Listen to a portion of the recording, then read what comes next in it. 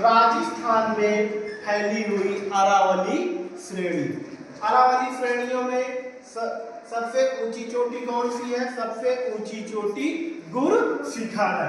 फिर उसके नीचे आते हैं, ये क्या कहते हैं, गुजरात में कुछ श्रेणियां पाई जाती हैं, जिनमें से क्या है, मांडव है, बराब है, गिरवार है और गिर। ये क्या कहते हैं, गुजरात में 4 ये मुख्य श्रेणियां पाई जाती है ना। इसी में क्या कहते हैं, गिर नेशनल पार्क भी स्थित है, जो गुजरात का शेरों के लिए, बब्बर शेर के लिए प्रसिद्ध है। फिर इसमें महाराष्ट्र में आते हैं, महाराष्ट्र में अजंता श्रेणी है। फिर उसके बाद हरिश्चंद्र श्रेणी है। हरिश्चंद्र श्रेणी के बाद फिर क्या है, बालघाट के बाद सतमाला। ये 4 मुख्य श्रेणियां क्या कहते हैं, महाराष्ट्र में पाई जाती है। फिर उसके नीचे आएंगे तो कर्नाटक है। कर्नाटक में सबसे बड़ी श्रेणी, कल जिसने पढ़ाया भी है ना, बाबा बुदन की श्रेणी। बाबा बुदन की श्रेणी में किसके लिए प्रसिद्ध है? इसी श्रेणी में क्या कहते हैं, कोणार्क की खान और सोने की और क्या कहते हैं, लौह अयस्क के लिए भी प्रसिद्ध है। और इसी में सबसे ऊंची चोटी कुद्रेमुख स्थित है ना। इसके बाद फिर आते हैं, जैसे कि ये नीलगिरी है, इसी नीलगिरी की श्रेणी में पश्चिमी घाट और पूर्वी घाट का मिलन बिंदु भी स्थित है ना। इसी के नीचे और इसी में प्रायद्वीप भारत की सबसे ऊंची चोटी, वो सबसे दूसरी ऊंची चोटी कौन सी है, डोडा बेटा, इसी नीलगिरी में स्थित है। फिर उसके बाद आते हैं अन्नामलाई।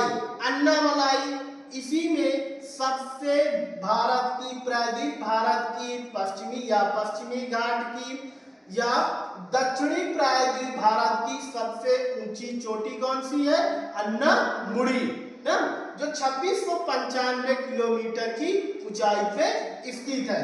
किस श्रेणी में है, अन्नामलाई में। फिर इसके बाद आता है इलायची। ये श्रेणी में केरल और तमिलनाडु में फैली हुई ये श्रेणी है। इस श्रेणी में सबसे अधिक मसालों की खेती के लिए ये श्रेणी प्रसिद्ध है। और इसके दक्षिणतम में भारत की सबसे दक्षिणतम श्रेणी महादेव की श्रेणी स्थित है।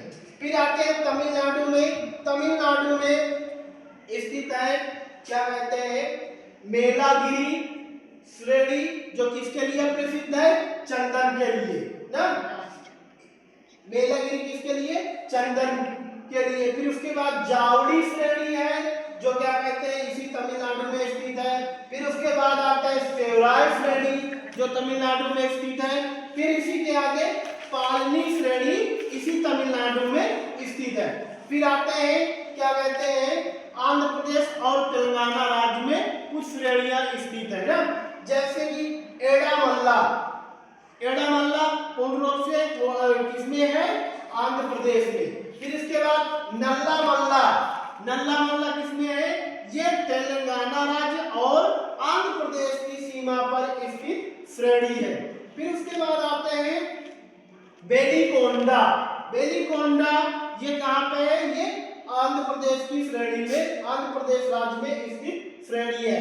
फिर उसके बाद आते हैं पालकोंडा, ये भी आंध्र प्रदेश में है। तो ये लगभग क्या कहते हैं, आंध्र प्रदेश और तेलंगाना राज्य में जो स्थित श्रेणियां छोटी छोटी पाई जाती है ना। इसके बाद आते हैं, इस यहाँ पे झारखंड और पश्चिम बंगाल में फैली हुई श्रेणी कौन सी है, राजमहल की पहाड़ी पूर्ण रूप से किसमें है, झारखंड में फैली हुई है। और झारखंड में फैली होने के साथ ये थोड़ा सा पश्चिम बंगाल में भी इसका हिस्सा है।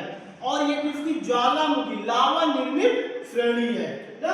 लावा निर्मित श्रेणी के साथ साथ इनमें सबसे अधिक अवरक्त की खानें पाई जाती है। फिर आते हैं पूर्वांचल की पहाड़ी या श्रेणी। पूर्वांचल की इस पहाड़ी या श्रेणी में ऊपर आप देखते हैं तो अरुणाचल प्रदेश है ना। अरुणाचल प्रदेश में पहली श्रेणी या चोटी कौन सी है, डफल ना, डफला या इसे डफल कहा जाता है ना। उसके बाद मीरी श्रेणी, मीरी श्रेणी के बाद अवीर श्रेणी, फिर मिसमी श्रेणी और मिसमी श्रेणी। ये 4 श्रेणी अरुणाचल प्रदेश से लगी हुई है। ठीक, जो अरुणाचल प्रदेश और आगे किसमें है, जो उसके ऊपर भी ये सारी चोटियां अरुणाचल प्रदेश में फैली। फिर असम में एक है कौन सी चोटी, मिकिर श्रेणी या मिकिर चोटी ना। इसके बाद ये फैली हुई है, इसी में आगे नागालैंड और यहाँ पे आएंगे म्यांमार के में, तो यहाँ पे फैली हुई है पटकोई बुम। पटकोई बुम ये कहाँ पे, म्यांमार और नागालैंड या भारत की सीमा को साझा करने वाली एक, ये भी पूर्वांचल श्रेणी का हिस्सा है पहाड़ियों में। फिर आते हैं यहाँ पे रेशमा पहाड़ी, फिर रेशमा पहाड़ी के बाद बराई पहाड़ी आते हैं, श्रेणी आते हैं बराई श्रेणी, जो क्या कहते हैं मणिपुर, नागालैंड और मिजोरम में फैली हुई क्या है, श्रेणी है ना।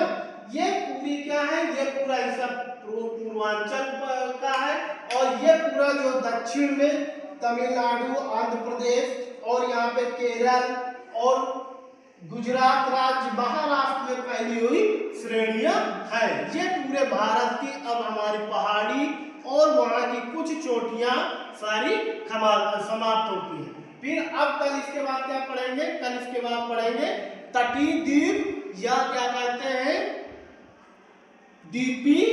ठीक, तटीय, भारतीय तटीय और तटीय द्वीप ये पढ़ेंगे। ठीक, तो यहाँ से हमारा ये पूरा आज क्या है, ये पूरी प्रायद्वीप पहाड़ियों की, प्रायद्वीप पहाड़ियां या भारत की क्या कहते हैं प्रायद्वीपी भाग यहाँ से खत्म होता है।